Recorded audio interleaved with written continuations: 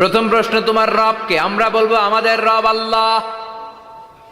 দ্বিতীয় প্রশ্ন, ওমা দীনু, তোমার ধর্মের নাম কি? আমরা কি বলবো? তৃতীয় প্রশ্ন, বিশ্বনবীর চেহারা দেখিয়ে বলা হবে আতারিফু হাযার রাজুল, এই লোকটারে চিনো নাকি? আমরা বলবো চিনি, আমাদের প্রাণের নবী, ঠিক কি না?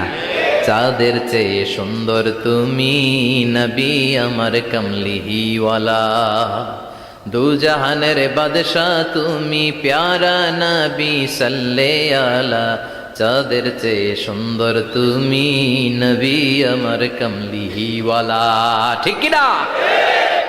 তিনটা প্রশ্নের যথাযথ উত্তর যখন দিয়ে দিলেন, আপনার জন্য অতিরিক্ত আরেকটা প্রশ্ন করা হবে, ওয়ামা ইলমুক, তোমার নলেজ কি? তিনটা প্রশ্নের উত্তর যে তুমি করতে পারলা, কিভাবে পারলা, কেমনে জানলা? নকল করে বলছো নাকি জেনে বুঝে আসছো? নকল হয় না? এখন তো পরীক্ষা চলতেছে বোধহয়। কি পরীক্ষা? এসএসসি পরীক্ষা। নকল হয়? কৃষ্ণপুরে নকল নাই না?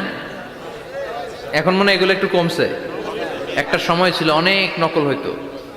পাঞ্জাবের ভিতরে নকল, পকেটে নকল, টুপির ভিতরে নকল, মৌজার ভিতরেও নকল, এমনকি মেয়েরাও নকল করে পরীক্ষার হলে আসে না নাই? স্কেলের মধ্যে লিখে নিয়ে যায়, হাতের মধ্যে লিখে নিয়ে যায়, ওড়নায় লিখে নিয়ে যায়, কাপড়ে লিখে নিয়ে যায়, আসে না নাই? ফেরেশতারা বলবে নকল করছো নাকি? কেমনে জানলা? তিনটা প্রশ্নের উত্তর তুমি কেমনে বললা?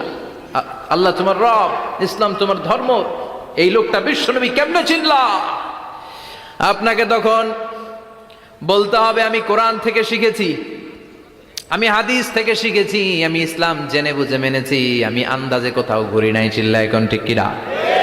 আপনাকে বলতে হবে, এজন্য শিখতে হবে, প্রতিনিয়ত ইসলাম সম্পর্কে জানতে হবে, আখের গোছাতে হবে, জীবন